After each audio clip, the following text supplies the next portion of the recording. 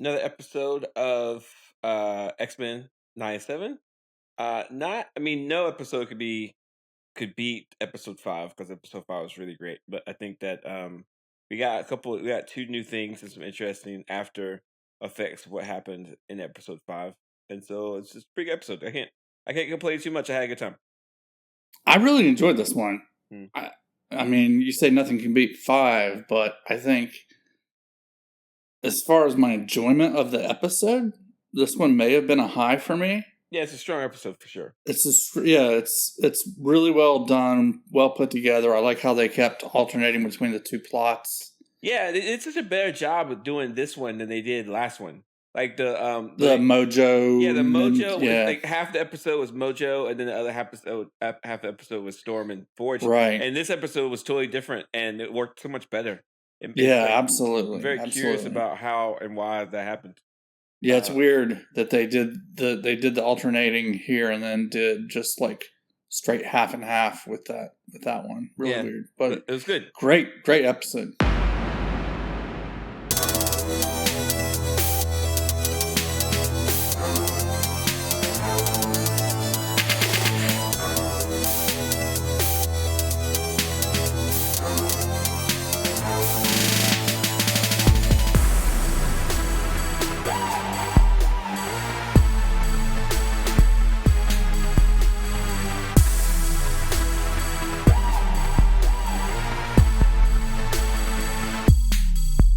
There's two things I liked about this episode. One, Storm getting her powers back and just being like the awesome warrior, princess, queen that she is, which is awesome. I'm sure we'll get to that. But two, they did such a good job introducing the Shi'ar and the Kree and all that stuff. And I'm curious about how deep they're going to go in the anime series with this, because it's very deep. In the show notes, I put a link to all the civilizations, like the spacefaring civilizations that are in the MCU, the anime series, the comics. But it's pretty detailed. So I want to kind of explain to people. If you want to understand the Shi'ar and the Kree and the space civilization conflicts, first I want you to get out of your head the Star Trek, Star Wars model of we're in a galaxy and there's a bunch of different civilizations in this galaxy. They're a different galaxy altogether. Yes. The Shi'ar have their own galaxy. The Kree have their own galaxy. The Skrulls have their own galaxy. The Earth. Really? Yeah, Earth is in its own galaxy that is ruled by a different group of people called the Spartans, I think. I'm not really sure.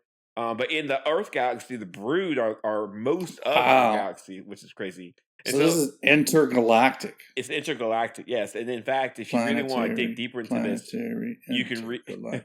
Yeah, you can read the Annihilation trade paperback where Annihilus invades the universe, and as soon as he invades the universe, the Kree galaxy is completely destroyed. He just destroys the whole galaxy, and so it's far wider than you can imagine. And even when you watched the Marvels, they kind of mentioned that the Marvels do they travel to a different galaxy. So it's interesting how in the Marvel like canon, galaxies are just massive and the universe is far bigger than, let's say, Star Wars or even Star Trek. So it's I don't like it. I wish that it was a galactic, like one galaxy, so you can kind of imagine it a little bit better, because our galaxy is vast. We have millions of solar systems in the galaxy, and like just trying to think that there are millions of galaxies, like it's just like it's a little too much, but it is what it is. And we're all talking with each other and moving back and forth between galaxies. Yeah, it's a lot of civilizations and a lot, so it's kind of vast. But I think they like it. I actually read a really cool comic that this. I think that our galaxy is currently passing through another galaxy. I think we're about to combine or something like that, or smash or something. I don't know. Yeah, I think we already are. Well, I don't notice anything different. Well, the spaces in between planetary bodies are incredibly vast, so you can crash into something and I think nothing will hit. Yeah, it's pretty cool. You just gotta pass through each other. Yeah. I actually read a cool comic. It's called the X-Men: The Hellfire Gala. It's a recent comic that came out, and in the comic, Magneto and the mutants of Earth terraform Mars.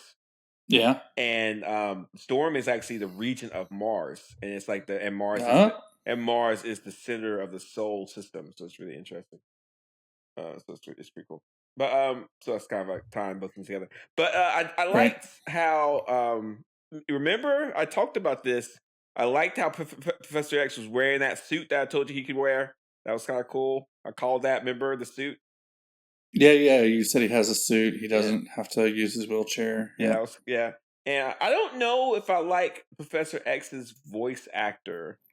What did you think of the Professor X in this episode in general? His voice actor, I think, was fine. The way his face is drawn is a little weird for me. And it's kind of creepy. And we haven't seen Professor X in a while, so right. So it's kind of like I guess it was a nice way to introduce him. He is going to come back to Earth, so that's going to be kind of crazy to see, just to have everything that's going on right now. We don't know if Magneto is alive or dead. We know Gambit's dead. We know that for sure. We know the X-Men are kind of like all over the place. We know that Sentinels are around. Mr. Sinister's doing stuff. So to have Professor X kind of show up, that's going to cause even more chaos. But this show is very drama heavy, very family drama heavy. So bringing him. I'm kind of sad that he's like leaving his woman. Yeah, I mean, I am sad. I mean, here's what makes me a little bit. It gave me a little whiplash. Here's the deal. So he was at Shi'ar. He's in love with Leandra, and he says, "Hey, I want us to go back to Earth and live." And she's like, "I don't want to do that." And he's like, "You know what? I'll stay then." And then he just wanted to go for a vacation. Yeah, but he just wanted to see his friends. Or at least that's what he said anyway. But then Deathbird says you have to erase your memories if you want to stay here. And then he starts to agree to do it. But then he kind of hesitates. And then he starts trying to slowly re-educate the Shi'ar, like High Council, High Command, about his philosophies about peace and justice, and starting to be persuasive. And then all of a sudden he gets a vision that Gambit's dead. He's like, I don't care about any of this anymore. I gotta go. And like it's just like, make up your mind, dude. Like he had like 3 different shifts about what he wanted. I mean, if I was Leandra, I'd be like, I don't know if I want to. This guy's a little flighty, and it kind of that really, especially at the end when he's just like, I can't stay here. I gotta go back to my X-Men. I can't do this. And she's like, dude, you almost had him convinced. Yeah, and like I know that he had this vision and he was close to Gambit and he's worried about his X-Men, but at the same time, this is a galactic level thing. She's got a good point. She's like, the teacher needs to be prepared for the students to leave. Yeah. You can't always be there. Yeah, and I think this kind of highlights more about Professor X's need to control than his actually need to educate. I think that it was kind of back in the day in one of in the Phoenix Saga trade paperback that I read.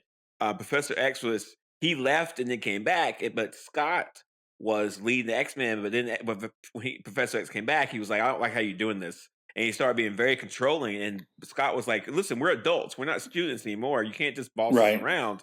And then Professor X like, well, why can't I? And so, and even if you look through the comics, there's been times when Professor X has just done, he's made unilateral decisions consistently that causes problems. Like in the comics, he erased Magneto's mind at one point after Magneto pulled the adamantium out of Wolverine's body.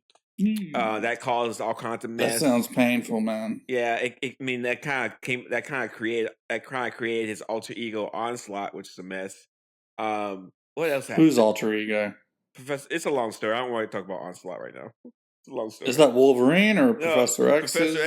Professor X had alter ego. He was Onslaught. I don't want to get into that. It's too much. It's just too much. Can't do it. No, I just want to know who it was. Too much. But it is interesting. What else? There's been many times where Professor X's hubris, his pride, his vanity has gotten in the way of him leading the X-Men. And so, I mean, this is it's actually an interesting personality trait that the animated series and the comics understand that I'm really curious about. Like they don't show Professor X being this wise old man, this wise old professor who knows all. He kind of shows him as this control freak who likes to make people do what he wants to do, not by using his mind, but more like just persuasively. So I mean, it's very interesting. Right.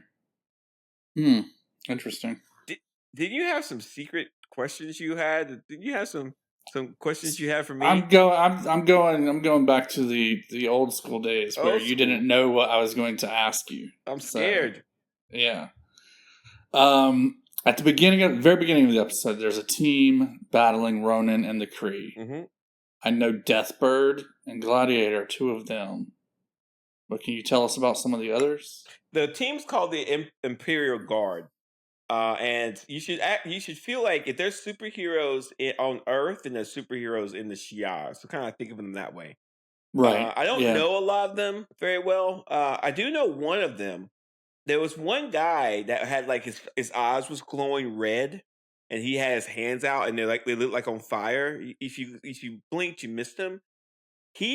I believe he's Vulcan, which is Cyclops' brother that Cyclops doesn't know about. Oh, okay. Not Vulcan like Star Trek. Not Vulcan. His name is Vulcan. He's not Vulcan as a race. As a race. Okay. Yeah. So back in the long story short, real short. So one of the what are their names? What's their last name? Summers. One of the Summers lives in the Shi'ar galaxy. Yeah, man. Long story in the comics. So Scott Summers, Alex Summers, and his brother. I think there's actually 4 brothers. I'm not sure, but their father his name is Corsair, and he's like an intergalactic pirate. And so, it's a whole thing. I don't think they've ever gone into that in the cartoon before. They might. They probably will. And you know what? I think they actually. If you mention, he said in the episode where they took Cable into the future, he said, "You don't know what it's like to be abandoned. You don't know what it's like." It's like in the old animated series, the previous animated series, Corsair did show up. So it's canon in X-Men animation that Scott knows his father, and his father is a space pirate. Interesting. But at some point, one of his sons, Vulcan, disappears or something like that. He is adopted by the Shi'ar. And at a certain point, he actually rules the Shi'ar Empire. It's a whole mess. He causes a lot of problems. They let a Terran rule their empire? They didn't have any choice. He's so powerful. So it's a whole thing. It's a whole thing. Whole thing. More powerful than Gladiator? Gladiator seems... I don't know. But he was powerful enough to take over an entire empire, a galactic empire. So, yeah. Right. But listen, that's not confirmed. It looks like Vulcan. I don't know if it is. But that's the Imperial Guard. They're super powerful. What about that big dude? I don't know his name. I don't know these guys' names. I'm sorry, I just don't. I'm sure I can look them up. Shame. I haven't read much about the Imperial Guard and the Shi'ar Empire. Well, I'm giving you detailed analysis about the cosmic civilizations in the Marvel universe, both in the comics and animated. But I don't know the name of a big dude. I'm sorry, I just don't. Right. Okay. Well, at least you knew the name of the team. Yeah, that's good. Imperial Guard. Deathbird is an interesting name. Yeah. She's a mutant, so she's a Shi'ar mutant. But so they acted like mutants were lower caste. Yeah, I mean. So what's the deal with their? They've got their own mutants. I think they go back and forth. I think. But if you look, the mutants for the Shi'ar Empire are treated as warriors, so that could be a little. Yeah, it doesn't make any sense. Yeah, I don't know. I mean, I don't know. I thought that was when they did say that, I was like, eh. Do they treat their mutants almost like slaves? I don't think so. I don't think they treat them as slaves. I just think they treat them as if they should be used as one tool, which is a warrior. But when the Shi'ar mentioned that, he said that the mutants are a lower class on Earth. So he's kind of referring to how Earth treats them, not as opposed to what Shi'ar thinks of them. But I don't know. I think they were comparing them to like pureblood Terrans. You know, it's interesting that mutants and mutations are sort of previously back in the day that mutants were specifically a human incident. That whenever alien cultures ended up showing up, there weren't a lot of mutations. I think that changed over the years. But mutations was usually treated as if it's like a human thing, not like a I think that's weird because mutation is it's a natural occurring thing. Well, it's interesting. I think a lot of people, if you read the comics, think that the reason why there's so many mutants on Earth is because of the celestial experiments that they did when they back in the day. So it could be that the Celestials experiment on Earth and that caused mutations in the human gene pool. That could be one way to explain it. But again, it's a bunch of nerds writing this stuff down, so who knows what they think after done. Right. Okay. Cool. The bird aliens, the Shi'ar, I guess is what they're called. They live right next to a black hole. That's pretty cool. I guess, is that comic accurate or? I don't know. I gotta look into it. Yeah, it was neat anyway. Kind of surprised they're not getting pulled into it, but I guess it's actually much further away than it looks. If it's a stable black hole, there's it wouldn't be a big deal. You just kind of gravitate around. What's a stable black hole? A black hole that's sort of not pulling things into it as much anymore. Like the black hole is just a gravitational. Well, no, it's just a gravity well. Yeah, but so is the sun. Then the sun's stable. We're not We're not gliding into the sun, are we? No, but the sun's a small gravity. If it was, the sun is not massive enough, I think, to turn into a black hole. No, not currently. Man, we're just showing our EP right now, aren't we? Anyway, that was neat. It was neat that they live near a black hole. That's kind of cool. Does black holes emanate heat? Like, if we live near a black hole, could we feel heat off of it, even though it didn't glow red, like yellow? They used to say that nothing came out of a black hole, but recently they've started saying that they do actually excrete or put off something. Probably nothing good. So they do actually throw stuff out too. I thought they'd throw out X-rays. I don't know what they throw out, but they throw out stuff. So maybe it's as warm as the sun. What do you think's in the center of the galaxy? A bunch of black holes or a bunch of... There is a black hole in the center of our galaxy. One big one? Does every galaxy have a black hole in the center of it? I think every spiral galaxy has a black hole in the center of it. Wow. Why is it white then? Why is what white? The center of the galaxy, why is it white? What are you talking about? If you look at the center of the galaxy, it's white. There's probably lots of little stars circling the black hole. I wish we were in the center of the galaxy. I wish we were could see that all the time. Yeah, do you know where we're at? I've never really paid attention to where we're at. We're at the very end of the spiral. We're on the outskirts of the galaxy. I took some classes. Okay. Right there. Nice. A little dot at the edge. Keep going. All right. Tell us about the two Shi'ar sisters and their brother. I don't know much about their brother, but I do know Liandra and Deathbird are constantly at war with each other. Sometimes Deathbird's a villain, sometimes she's not. It's interesting that they said that Liandra had telepathic abilities. I never saw that in the comics, but I'll be fair. All this stuff is coming from the Chris Claremont years, and I don't read much about it. But I do know that Liandra and Deathbird were constantly at odds with each other all the time. But I think the last time I read some comics, it wasn't as bad as it used to be. I think at one time, Deathbird actually ruled the Shi'ar galaxy too. Well, their brother did, I guess, and they say he went mad, and Charles Xavier had to save the universe from him. In the animated series. I'm not sure if it's in the comics. I gotta check that out. Okay. So I got some homework to do. Deathbird's helmet makes my eyes hurt. I could not imagine wearing her helmet. With those two sharp things pointing up, straight near her eyes. It looks cool though. It looks cool, but man, I couldn't. Gives me the shivers just looking at it. Yeah, I think they lay eggs, and they have they lay eggs, and when people are born, they come out of an egg. Interesting. I prefer that. I kind of feel like if you come out of an egg, you're not really coming out of a person. You're self-sustaining. You're doing your own thing, and then you just come out. Versus when you're in a womb, you're like, ugh. I'd much rather be incubated in an egg than come out of a it'd make the whole current abortion debate simpler, I guess. Yeah. Because the egg comes out. It's like, hey, I'm not pregnant. Mm-hmm. That's somebody's egg. You take it. I don't crack it and make an omelet. I don't know. Right. Okay. Well, no, I think not to get too big into this, but I think that the abortion debate is about I don't want the responsibility of a child. I wonder how our society... No, it's about control. Yeah, but it's control. It's like, hey, I don't want a kid.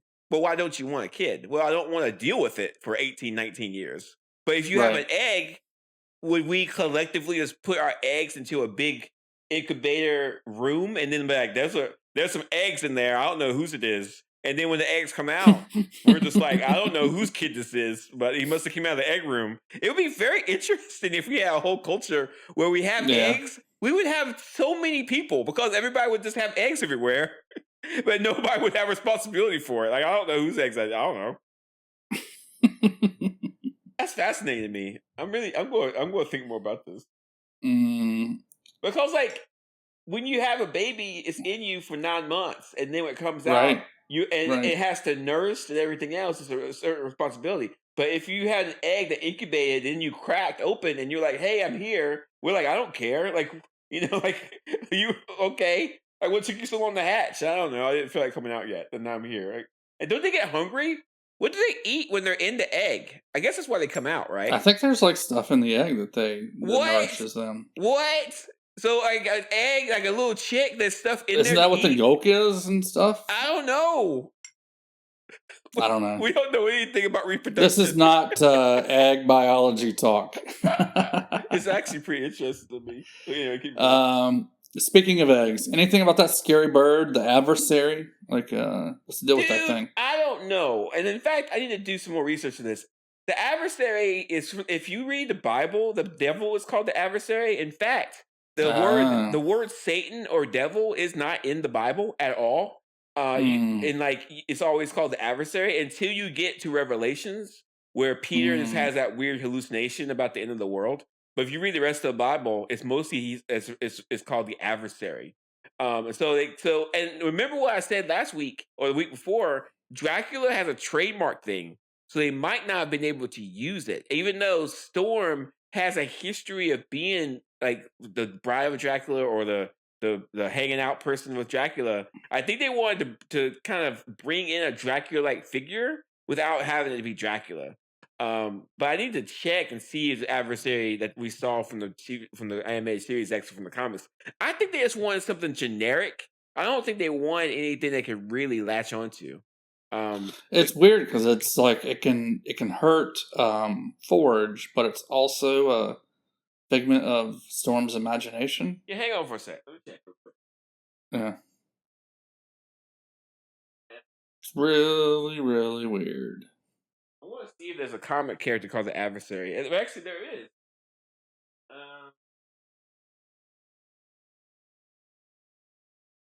You know what? He is from the comics. Yeah, he's from... As a bird? He looks that way, but he's kind of recent. He's from X-Men 1984. I'm going to put this in the link. So he is from the comics. And you know what? He says here he tortured the Chion people and later clashed with the heroes like Forge and Storm. So this is comic accurate. So yeah, 100%. Okay. Yeah. That's awesome. I'm glad I checked that out. So this is comic accurate. We'll put the link in the show notes so people can see it. But when I show you the link, Mike, you'll see he looks very similar. Matter of fact, I'll put in the show notes right now real quick. And you can see it. Cool. Have you ever seen Scott Pilgrim versus the World? No. Is that a no of regret? It's a no of I'm tired of people trying to get me to watch it. Oh my God. You just need to watch it. It's so good. I have so much things to do, man. Anyway, it's in the show notes now. Gladiator. I want to read this. Hang on, I want to read this. Okay, go ahead. I want to read more about the Adversary. I'm sorry about this. I should have looked it up, but he is from the comics. And that's pretty cool. So I'm glad they're kind of. And this is from the 1984. So this is 1984. So this is from the Chris Claremont years. They're really pulling a lot from the Chris Claremont days. A lot, which is just good stuff. Okay, go ahead. You have to have seen Scott Pilgrim versus the World to get this, but Gladiator had a moment in this show. He has vegan powers. Vegan powers? Yeah, he's like floating above this. He's not walking around. He's like floating around. And just the way he moves exactly like this vegan character in Scott Pilgrim versus the World. Where I'm never going to see that, so I'm glad. Being a vegan gives you special powers. The gladiator's powers are connected to his self-confidence. So if he believes he can do something, he can do it. But if he has doubts, it weakens him, which is pretty neat. Interesting. That is kind of cool. What was the lie that kept Storm powerless? I didn't get that. Her emotions and her doubts and her just feeling just tired of being a mutant was causing her not to trigger her powers. It's like, this might sound a little bit weird, but when you try to pee, but you can't because you're overthinking it, but you just have to relax and then read something and it just comes right out.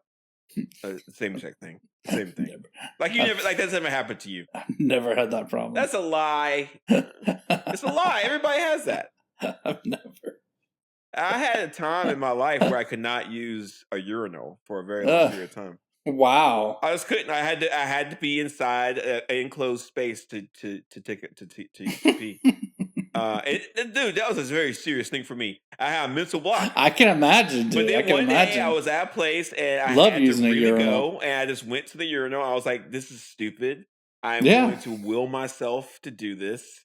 And it took me a while, but I did it. And then I broke the curse, and now I can pee in the urinal, which is disgusting. Wow, so you really do relate to Storm then? Yeah, I've been in a situation. Yeah, it's called the yips. You've had the yips. You play video games, not very well. But come on, when you're playing video games and you can't make a jump or something like that, you got the yips. Like you normally can do it, but you've overthought it. And this gymnasts have this stuff all the time, where it's like it's called something when gymnasts can't do it. I forget what it's called. The yips is a golfing term, isn't it? It's any kind of term. It's when you couldn't do it, you freak out, and now you can't do it because you're freaking out, and it's just done. You can't do it. And Storm had the yips, and then she got over the yips, and that was an awesome scene when she got her powers back. It was so much fun. Did you? Were they laying on that she was doubting herself in the earlier episodes? It was but it was a conversation she had with the Adversary that kind of laid that groundwork of that. And I do remember she did have one conversation with Madeline Pryor where she said, "Hey, sometimes I wonder what it's like not to be a mutant." Yeah. So yeah, but it's a great. You're not going to see that happen again with Storm. When she gets back from now on, Storm is going to be Storm. She's going to be, and I think she's going to be the leader of the X-Men when she comes back. She's going to be, I'm a leader now. I think Scott's is not there. Professor X is going to be all weird about it, but Storm's going to be like, I'm going to be the leader of the X-Men moving forward, which I think everybody's going to want that. That'll be interesting. Who was that at the end with Sinister? Is that Trask? That was Trask, 100%. Okay.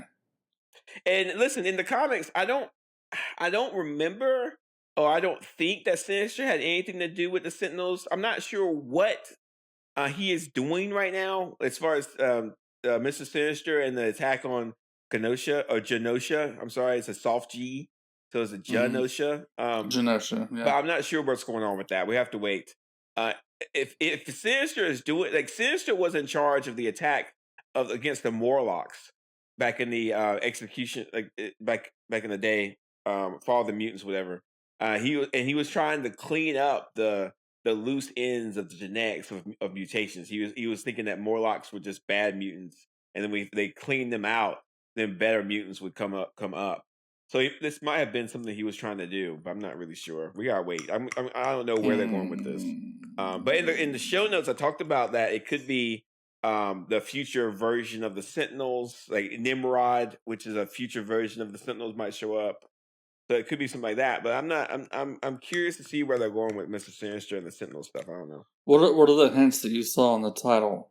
They showed Nimrod. They showed Nimrod a couple times in the title, and I think he was in the original animated series. And Nimrod is just a bad, super hyper Sentinel from the future. That's all. Who is he's a Sentinel? Yeah, basically. How would you tell Nimrod apart from any other Sentinel? He looks different. How? He visibly looks color different. He's more pinkish. He has a very distinctive look. If you go to the show notes, you'll see his face. And he's also very powerful. Okay. So you're not sure what Sinister's doing? No, I have no clue. None. It's interesting that it did turn out to be a mutant behind this. We were thinking it was just people. I don't know if Sinister is a mutant. I don't think he is. He has abilities. He's like a scientist. He's not necessarily a mutant. He's not. So don't think that he's a mutant. That's not what's happening here. But he's like hundreds of years old. Yeah, but mostly because of his genetic experiments. I don't think he's a mutant. I've never seen anything that says he's a mutant. Huh. But it kind of goes back and forth. They're not really sure with him. And this is, I don't like Mr. Sinister as a character. I feel like he's too amorphous.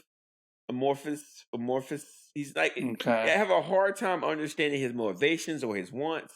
And like Apocalypse, I know. I can get that. But Mr. Sinister, I just don't really get. I need to do more. I have a couple of trade paperbacks that he's the star of right now for the Hellfire Club. I just don't want to read them because I don't like the character too much, but I need to get through it. Huh. Okay.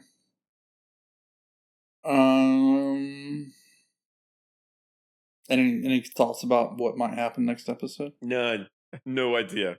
No, they didn't even give us any hint. If anything, we're going to find out the fallout of the fall of Genosha. We're going to find out how that works.